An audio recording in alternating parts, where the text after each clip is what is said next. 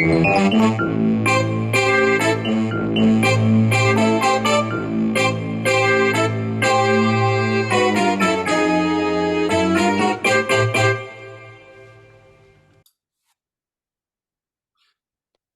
everybody, and welcome to the 136th edition of the Frank and Stan chat. And those of you watching on video will see straight away that we've got a friend, a colleague, Professor Mel Ainscow is with us this morning. Hello, Mel. Hi, nice to be with you. Where are you based at the moment? Where is this nice place that you're in? My home is in Manchester, but because of social reasons, sometimes I'm on the south coast. So I'm on the south coast today, Right. and it's very cold.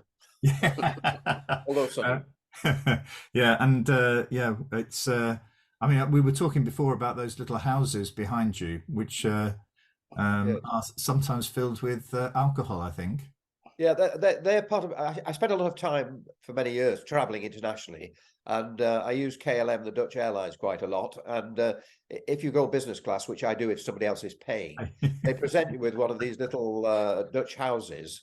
And so I've got quite a collection of them, and they each have some Ball's gin in them. Oh, I've never been tempted to open them. The gin. I imagine it must go off, really. But so that's my little commercial for KLM. Anyway. Well, it's great to have you with your little houses this morning as well. So how are you? How are you, Stan? Okay, a bit of a cold. I can't seem to shake off. But apart from that, finished shed building yesterday, so no more DIY. Well, sorry, that's not true. I'm building a shelf unit next week for my son and his wife, and redoing the bathroom at my daughter's in the next few weeks. Right. Apart from that, fine. Yeah, and just a little update.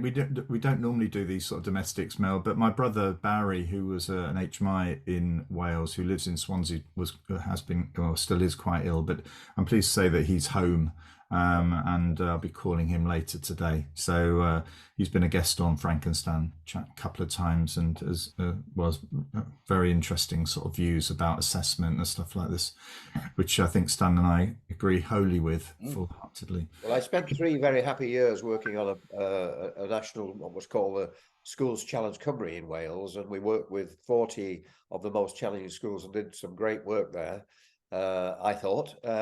But of course, we had a change of minister, and then of course the project was the previous minister's project, and so it was sent off into the long grass. That's part of the story of my life. Usually, eventually, get something interesting going, and it gets put into the long grass because there's a change of policy, you know. But there you go. That's the real world that we're in. Yeah. Well, I think one of the I believe that Mark Drakeford has watched our Frank and Stan chat as we were talking to Barry about the changes that they've made in the curriculum in Wales, and the relationship they have between what remains local authorities and the profession. So it was quite an interesting discussion. Anyway, Mel, I mean, do you want to just introduce yourself to those out there who perhaps don't know who you are and how we're connected and the stuff that you do?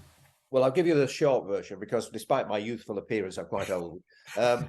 Briefly, my history was I was a failed art teacher. I worked in special education. I was the head teacher of a special school. I worked for the local authority, as an advisor. And then when nobody was watching, I slipped into the University of Cambridge, where I worked for 10 years. And then now I'm at the University of Manchester, but I also have a part-time role at the University of Glasgow. And because of that biography, my work is very much working with people in the education systems. Obviously, I work a lot in the United Kingdom and have done, of course, for many years. But I've also been very fortunate in my life because for the last 30 years, I've worked as a consultant for UNESCO, which is the main UN organization concerned with education. And I've worked very much on their strategy of what they call education for all, which is very much about notions of inclusion and equity. So in a sense, it's all one project in my head. But I have the good fortune as to sort of learn from people who are trying to put that project into effect in various parts of the world. And I guess the external stuff internationally gives me other perspectives to look again at what we're doing here in the United Kingdom. So it is one project, but one side of it helps me to understand the other, I suppose. You've been to, I think, Portugal and Chile, is it? I mean, we haven't chatted about this beforehand, but I think it was Portugal. I was in Chile recently. I did a keynote presentation for the International Congress of School Effectiveness and Improvement, and I talked about what I'd learned from international experiences in relation to the development of more inclusive schools. Really, I mean, the motto I used, which was part of, in 2017 for UNESCO, I brought together a group of international experts, and we produced a guide. Which is a guide for ensuring inclusion and equity in education. And the motto that's in that guide, which is available on the UNESCO website, completely free, is a quite simple one, but it's the essence of everything I'm working on. It's simply this: every learner matters and matters equally. So that's my principle that, in a sense, guides all my work. Now, I was fortunate last year in that I was invited by OECD, who I don't normally work with, to say, because they wanted to do a review of education policy in Portugal. And I'd been working in Portugal for a long time, so I knew a lot of people already. So a group of us spent time interviewing people in the country, but then we also visited a series of schools and met with teachers and pupils and families and so on. And I think I came to the conclusion that Portugal is possibly the most inclusive education system in the world. Now, I hesitate to say that because, of course, there's no perfect system anywhere. This is the Mel Ainscow League of equity, isn't it? Yeah, it'll be good for their tourist industry, I suppose. But the story briefly is, for 20 years or so, successive governments have been driven by the idea of inclusion and equity. 20 years ago, they closed all of their special provision and they moved all the resources into the mainstream. Wow. Right. Subsequently, the policies that have developed have created a kind of very inclusive philosophy of their education system. To give a few features which are quite significant, all the schools work in clusters. So they're area clusters that work with the local community. School directors, as they're called, are elected for 4 years by the community, including parents and children. And after 4 years, they may be re-elected for another 4 years, but then they're finished. So they're always on a kind of temporary contract. And to be honest, they don't get paid a lot of additional money.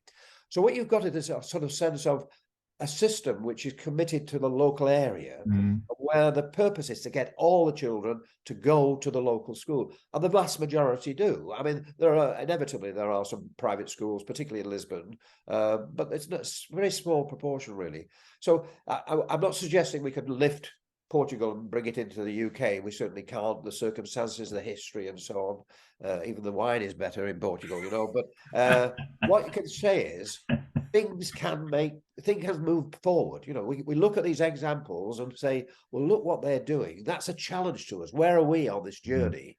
You know, where are we in terms of educating all of our children effectively? Well, frankly, particularly in England, I think we've gone backwards over the last few years. I mean, we've seen a massive increase in the numbers of children who are out of school, some of whom we don't even know where they are.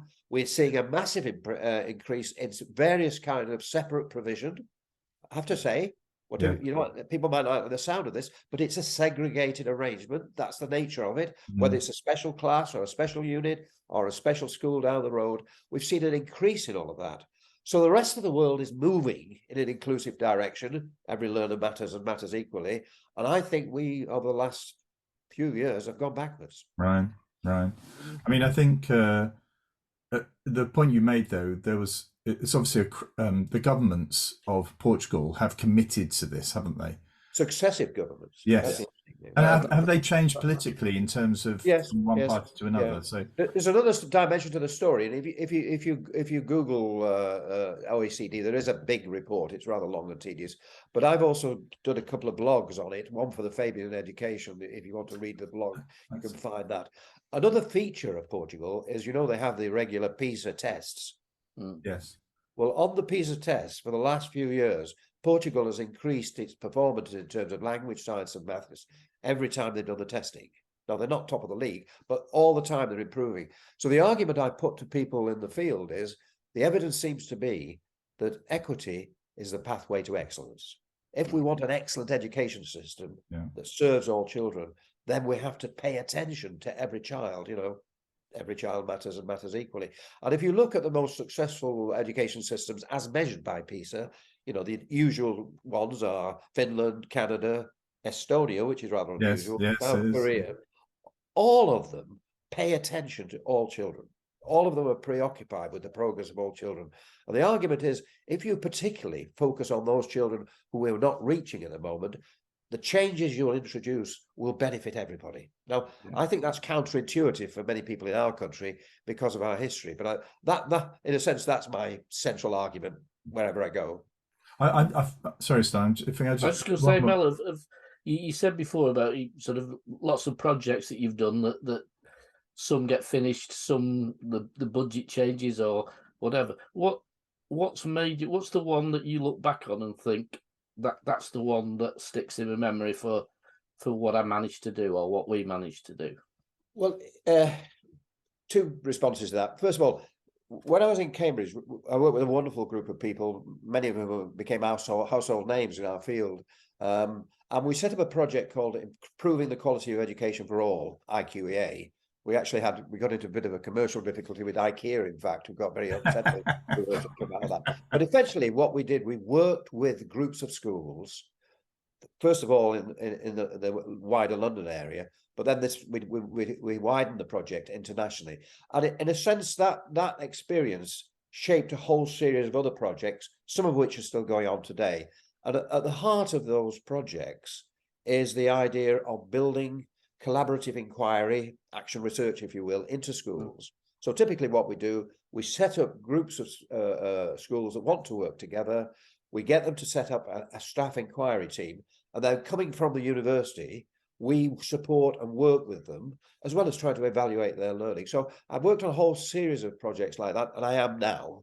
I mean, possibly the most interesting one I'm working on at the moment is in Dundee. Yes, sir. So Dundee is a very interesting city, very challenging circumstances, and the leaders of the local authority have taken this big decision that they're really going to go for inclusion and equity. We work with a team of us from the University of Glasgow, and we call the project Every Dundee Learner Matters. Right. Which is in the second year of that development, and every school and every nursery in the city is involved in a process of collaborative inquiry.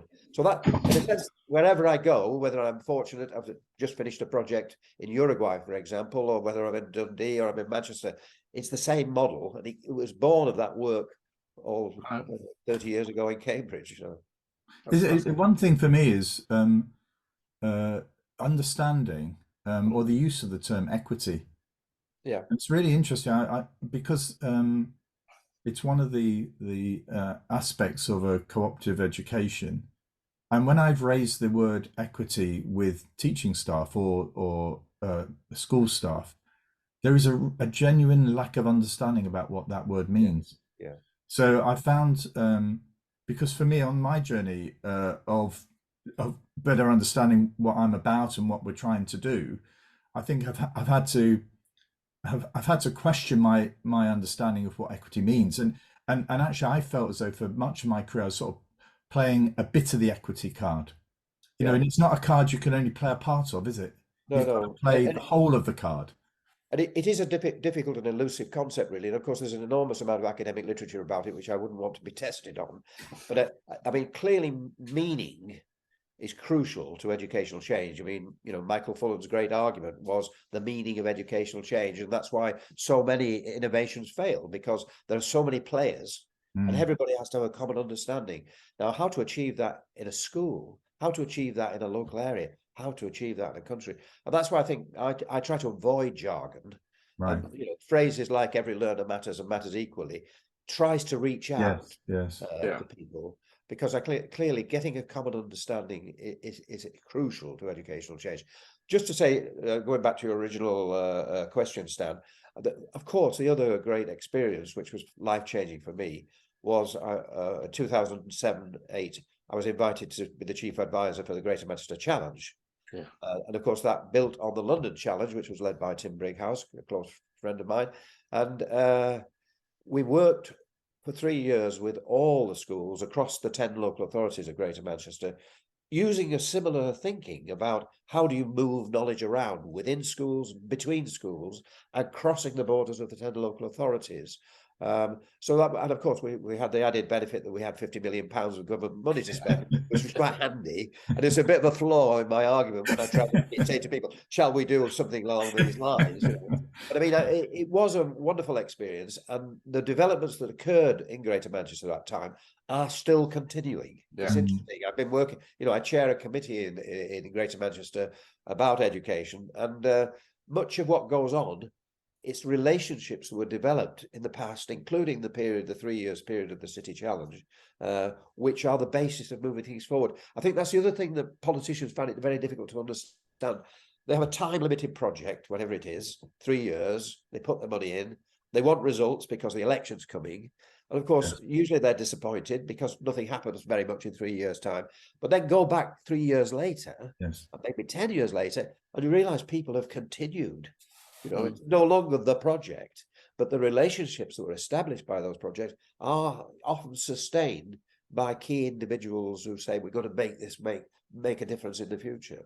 Yeah. I mean, this is why the whole area of educational change is so fascinating and confusing and difficult, really. Yeah. I can remember being very envious living in Greater Manchester, but working outside of Greater Manchester, watching the Manchester Challenge and its impact on friends and colleagues who were teachers in Salford and Manchester.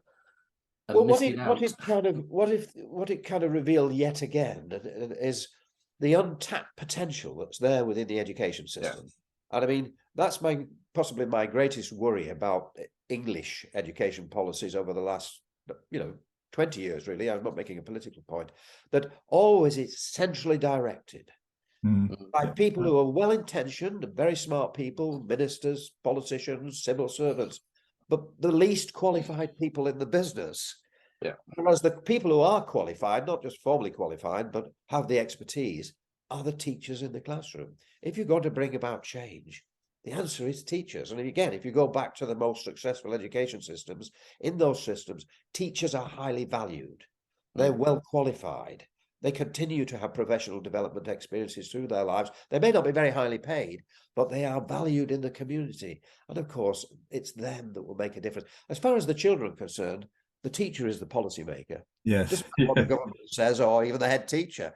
When the door is closed for the next hour, the teacher is the policymaker for the children. So that's why if we're to make progress, we have to really concentrate on valuing teachers and supporting teachers. And again, I think that's been one of the big failures of the English education system. And currently, of course, the crisis about initial teacher education. Well, we're going to pay the price of that. Yeah, we've had Professor Rachel Lofthouse on here, and also Sam Twistleton as well.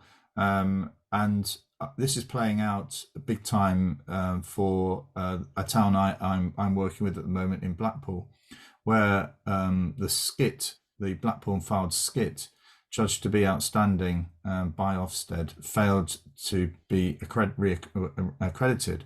And there is a philosophical discussion going on within that skit about what they stand for and why they're successful.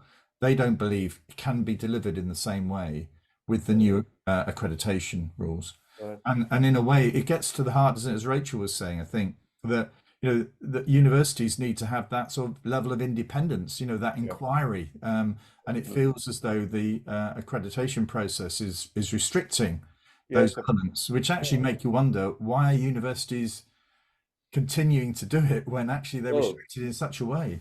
That is a worry. The darker side of this is the worry that universities, particularly the Russell Group universities, may decide that education is no longer important.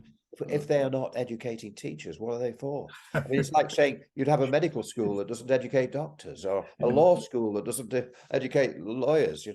I mean, for me, we have to revisit teacher education, initial teacher education and professional development, because that is the key. Yes. I think we've just completely damaged it. I mean, I would say in my career, I've been involved with and chair of 2 skits that both worked fantastically hard.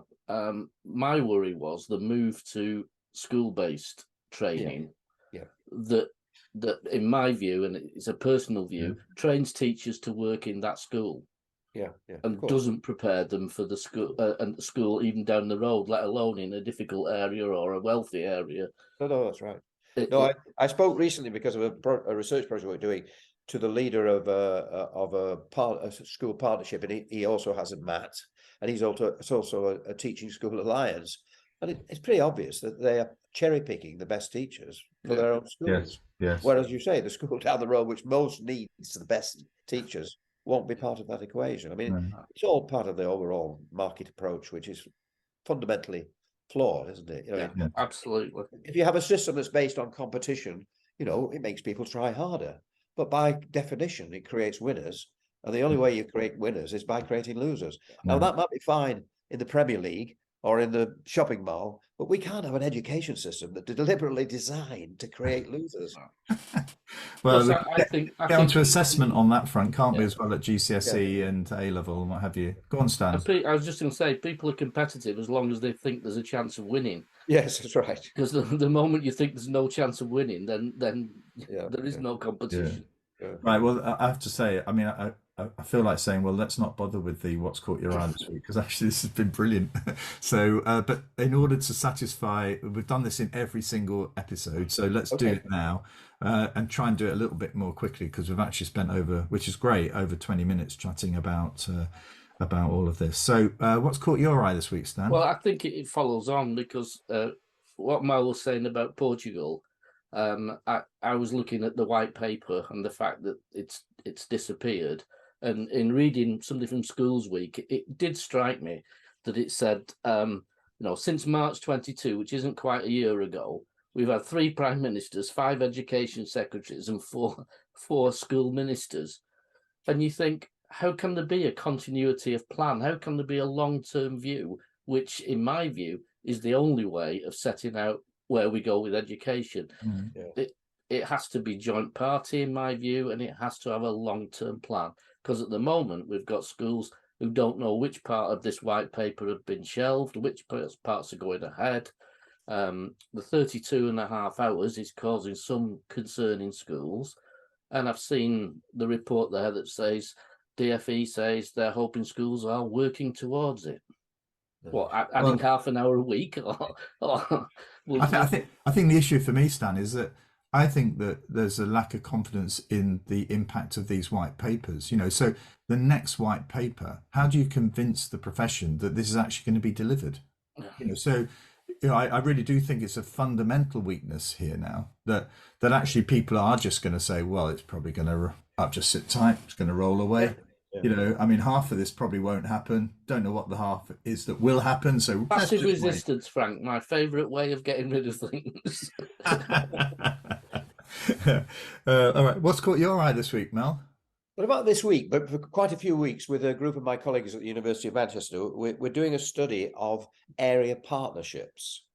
And the study is on behalf of the Staff College, which provides professional development for education officers, and it has the support of the Association of Children's Directors of Children's Services. So we've been looking at some examples. What struck me is the more we look, the more we find that there is a kind of explosion of attempts to coordinate at the local level in order to address what we talked about earlier, the dangers of the marketplace. Now, they're extremely varied and mixed. And to be honest, quite a few of them are just talk shops. And I don't underestimate that, because having school leaders having the opportunity to talk to each other in these difficult times is not a bad way.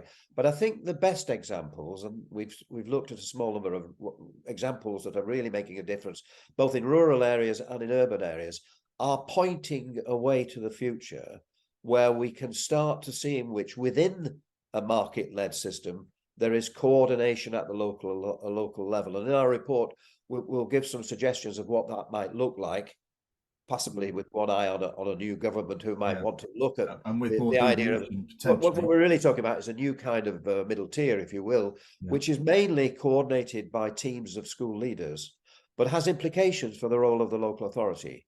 Not the resurrection of the local authority as the control management organization, but as the organization which has the big picture, which facilitates but also acts as the conscience of the system, such that if things are not working well through the coordination, they step in and say, well, we're still overlooking this group of children or this school that's in difficulty and so on.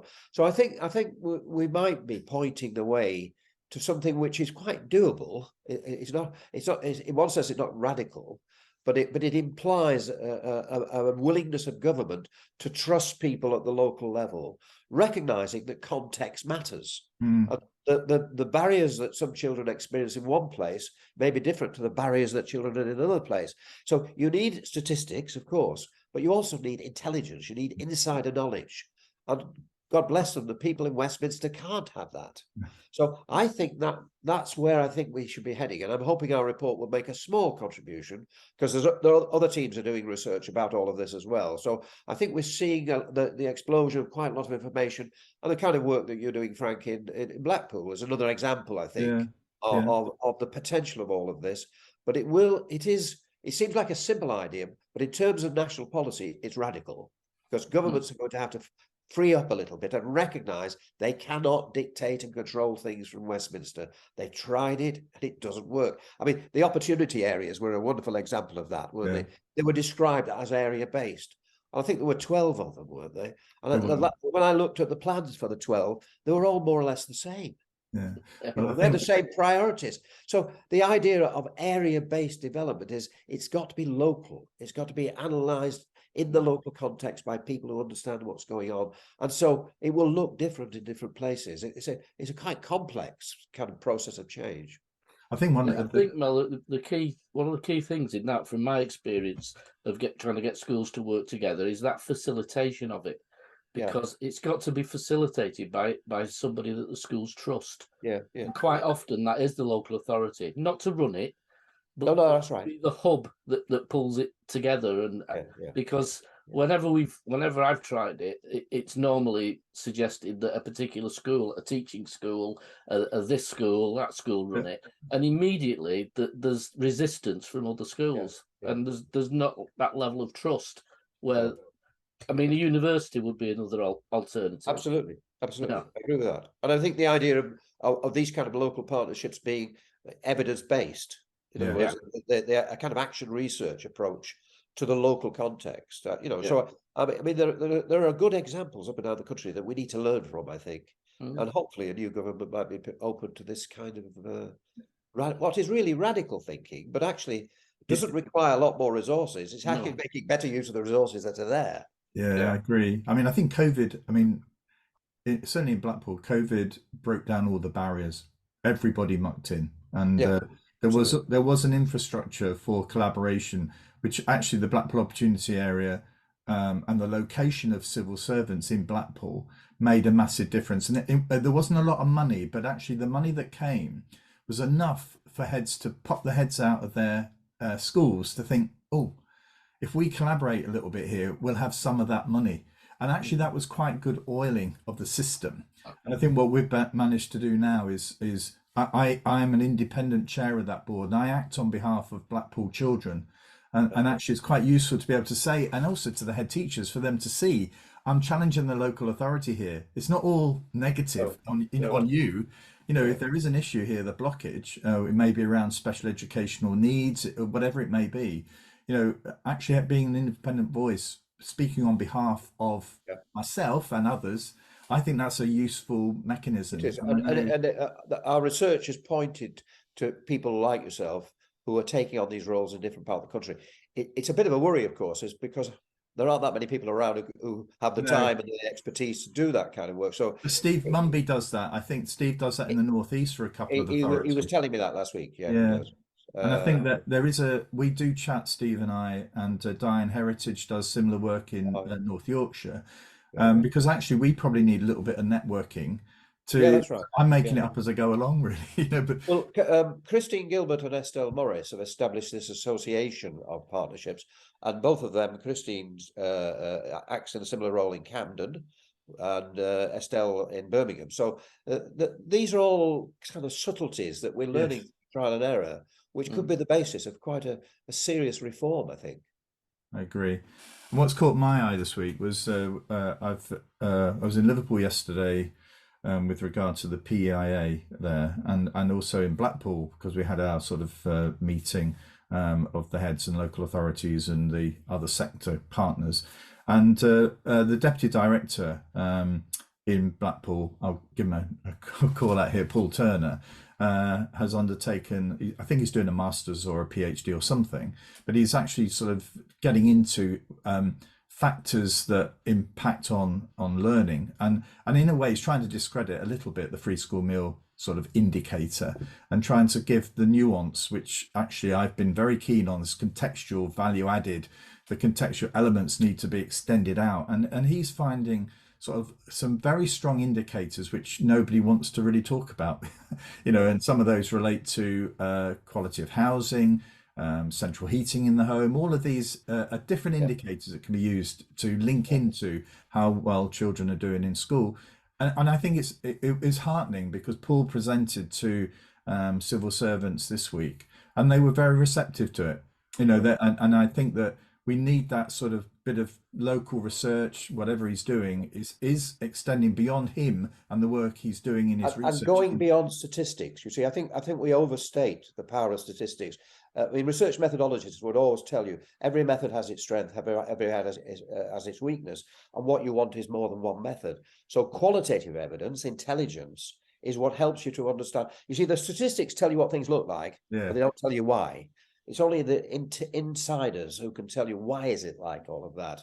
And so I think that's how we learn to be kind of active researchers in the field, in practice. I mean, an example comes to mind, which was a very different type. There was a very interesting school in Manchester that I visited some years, a secondary school, and the head was showing me around in a quite tough area. And all around the school, he had these beautiful photographs of kids doing various things, and I said, they're interesting, and he said, oh yes, it costs us a fortune. And I said, well, why do you have them? He said, well, I was talking to a social worker, and I said, when you go to a home, how do you know that it's a loving, caring home? And she said, well, a lot of the homes I go to are in pretty bad shape, but if there are photographs of the children around the house or the flat, I take it that there is a love in that home, And I mean, it's a kind of almost sounds like a trivial story, but and that's so he said, I'm going to have photographs around our school to show that we have love in our school community. And it stayed with me. That was I think what you'd have to watch with your central heating though is the unforeseen circumstances, wouldn't you? Because if that became, I know it was a very simplistic model, but if that became an indicator, there'd be families saying, well, we daren't have central heating put into our house because we'll lose all our benefit. It'll cost us more. I think it's interesting, though, that the point Mel was making, we hosted a visit from Rachel Sylvester for the Times Education Commission in Blackpool. And Rachel phoned me up a few months later saying that somebody from the department, the Treasury, was asking, why does it appear to be harder in Blackpool than it is in Newham? That's what they were asking.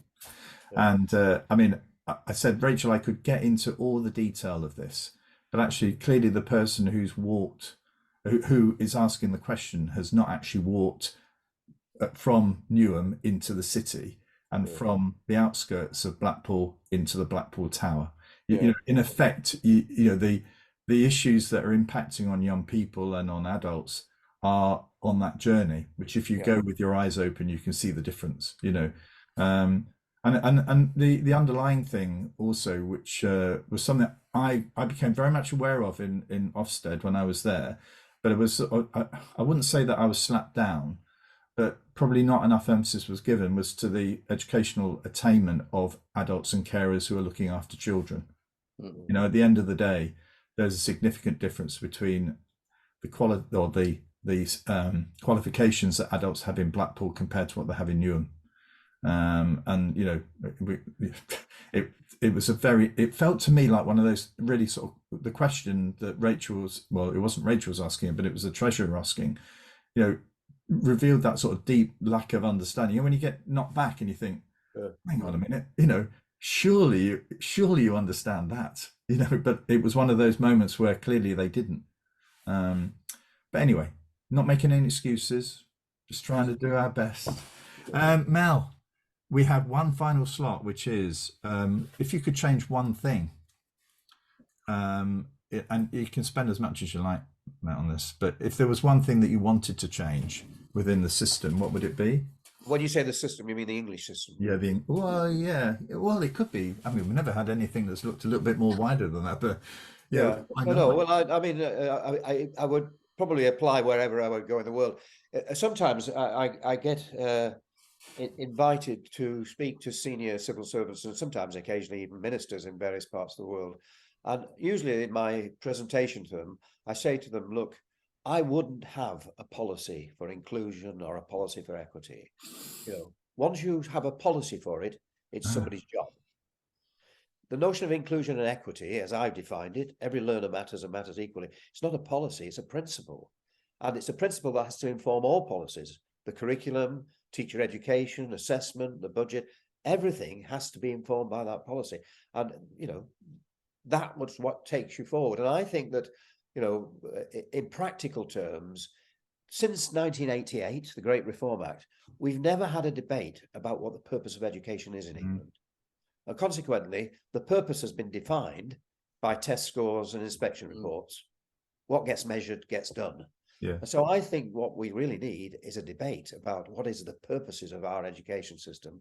And then the other reform would be absolutely crucial, would be to look at the accountability system. Yeah. Because we've fallen into the trap of valuing what we can measure. Yes. Yeah. And it's powerful. We've proven that. It's the outstanding example in England of what gets measured gets done.